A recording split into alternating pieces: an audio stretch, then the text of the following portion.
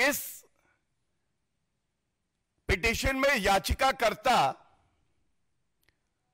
जो मृतक है, द डिसीज्ड, उसके पेरेंट्स हैं।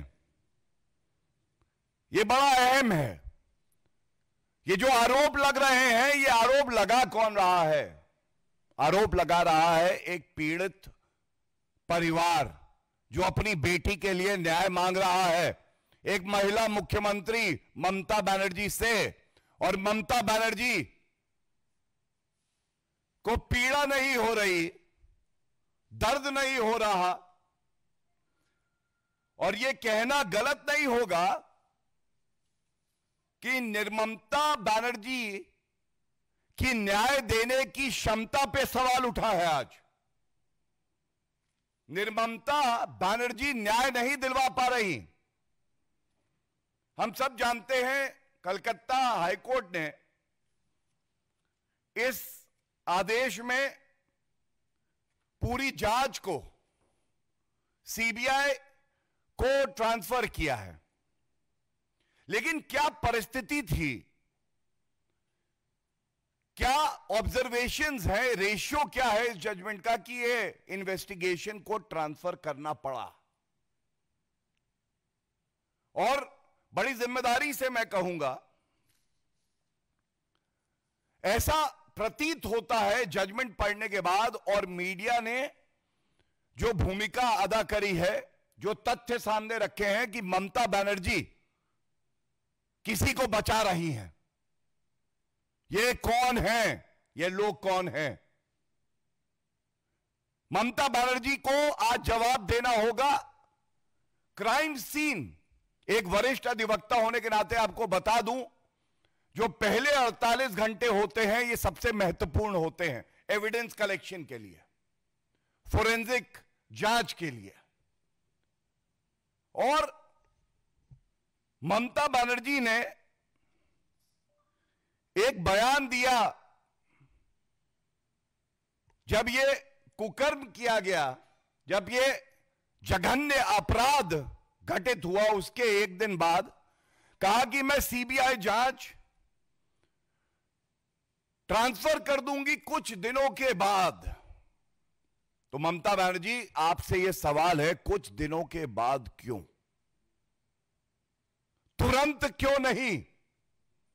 जिससे कि एक निष्पक्ष जांच सीबीआई करती, क्राइम सीन को प्रोटेक्ट करती, एविडेंस कलेक्ट होता और अपराधी को सख्त से सख्त सजा हो, डेथ सेंटेंस, फांसी की सजा हो, यह सुनिश्चित करती उसी एविडेंस के आधार पे। लेकिन ममता बनर्जी ने कहा अभी नहीं, कुछ दिन के बाद। और मैं अभी बताऊंगा कि कलकत्ता हाईकोर्ट ने क्या कहा है इस पे। तो ये जो कुछ दिन के बाद कहा, इसमें किस तरह से एविडेंस को डिस्ट्रॉय किया गया है, यह बड़ा चिंताजनक है ममता बनर्जी जी। और अब आपके सामने कुछ तथ्य रखता हूं। पश्चिम बंगाल सरकार ममता बनर्जी के आदेश पर क्या कर रही थी?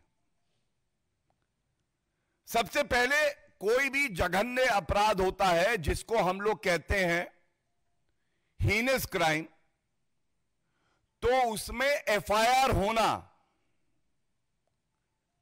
यह अनिवार्य है। यह हमारे देश का कानून कहता है।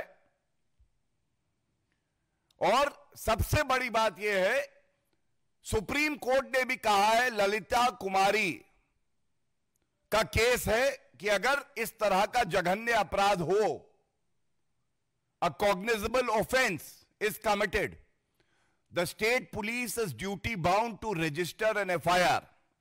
पहला तथ्य, क्या ऐसा हुआ जब यह जघन्य अपराध किया गया तो दुख की बात यह है कि एफआईआर नहीं करी गई, बल्कि पुलिस ने यह कहा कि अननेचुरल डेथ केस। ऐसा क्यों? क्योंकि पीड़ित परिवार का जो दलील कोर्ट में है, इस पे ध्यान दीजिएगा। पीड़ित परिवार ने कहा कि उनको एक फोन कॉल पहले आया और इस फोन कॉल में उनको बताया गया कि आपकी बेटी, जिसने रात में ही अपने परिवार से, अपने पेरेंट्स से बात करी है, उसकी तबीयत खराब है। यह पैरा 13 में है और मैं इसलिए पढ़ूंगा क्योंकि यह जानना आवश्यक है कि कैसे पूरे इस मामले को रफा दफा करने की साजिश ममता बनर्जी ने ही रची और जो अपराधी हैं उनको बचाने का कार्य कर रही थी। मैं वो लाइन पढ़ देता हूं। The parents would state that at about 10:53 AM on August 10th, 2024, they received a call from the hospital authorities. According to them, the assistant superintendent, Kar Medical College Hospital, informed them that their daughter was unwell. पहले तबीयत खराब है। यह है 10:53 सुबह। अब 10 तारीख की यह कॉल है। इसके बाद क्या होता है? 11:15 पे सेम असिस्टेंट सुपरिटेंडेंट कहता है आपकी बेटी ने आत्महत्या करी है। तबीयत खराब थी और केवल 22 मिनट बाद उस बेटी ने आत्महत्या करी है, यह कह रहा है असिस्टेंट सुपरिटेंडेंट। क्यों? जब हम सबको पता है